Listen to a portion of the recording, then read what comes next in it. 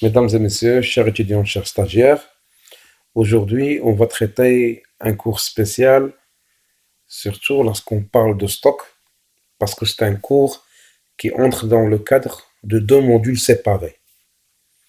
Alors bien sûr la faculté elle entre le cours dans le cours de management. Alors pour la formation professionnelle, le cours il entre dans le cadre de deux modules. Le huma, la gestion des approvisionnements, et le deuxième, c'est la comptabilité analytique d'exploitation. Là, on va parler de quoi هنايا les méthodes d'évaluation de sortie de stock. Alors, tu as les méthodes d'évaluation de sortie de stock. On نشريو la matière première, là on fabrique un produit fini, on l'entre dans le stock avec une valeur. وتيبقى لنا في le stock.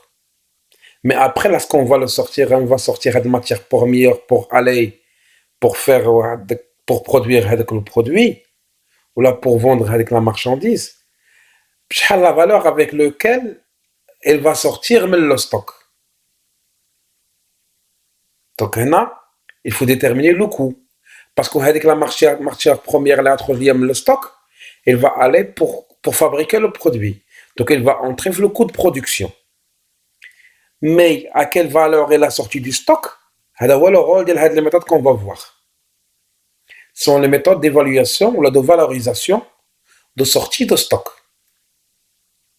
Bien sûr, il y en a plusieurs méthodes. On va traiter les quatre.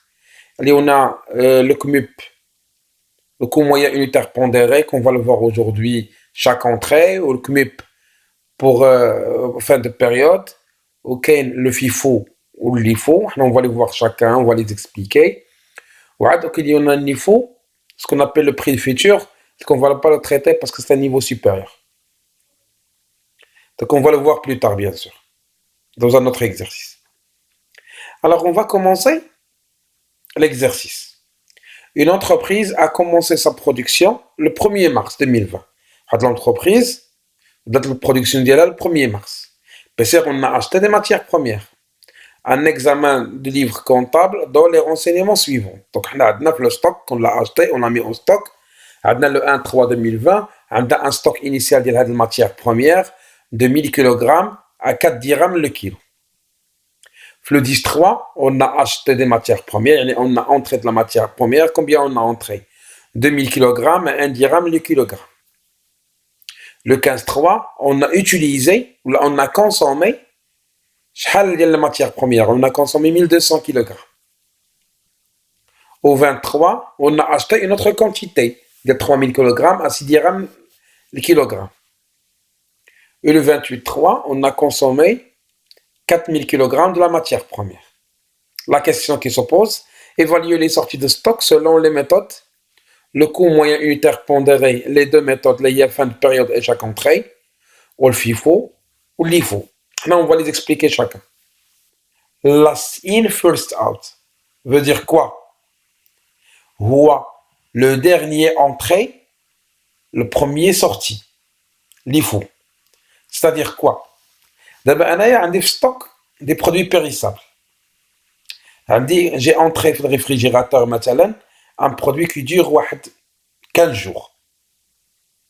J'ai entré un autre produit réfrigérateur qui dure 3 jours. Qui je vais sortir le premier? Ou est-ce qu'il dure 15 jours ou là qui dure 3 jours? Bien sûr qu'il dure 3 jours. À l'âge. Parce qu'il va perdre, il va être péri. Alors, c'est pour cela on va traiter avec le dernier. C'est le dernier avec lequel je vais le sortir. Parce qu'il est périssable. Ou là, elle va périssable le plus vite possible. Maintenant, ça, c'est le principe qu'on va traiter maintenant. Donc, on va faire la même chose. On a un stock 1000 fois 4 est égal 4000. Puis, comme l'exercice précédent, donc on a un entrée de 2000 donc on a 1000 fois 4, 4000. Plus un entrée de 2000 fois 1 est égal 2000. D'abord, on a un problème pour la sortie. Combien on va sortir? 1200. Donc 1200, je ne vais pas la sortir mais le premier. Je vais la sortir mais le deuxième. Mais 2000. Alors, c'est le dernier entré. هو آخر حاجة دخلت. Donc là, on a 1200, on a 2000. Combien il va rester? 800.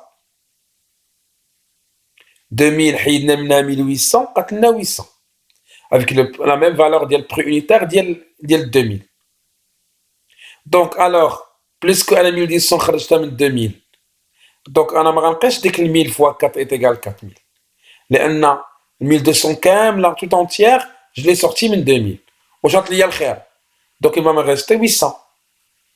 Alors que le 1000, il y a la première 1000, on ne l'a pas touché.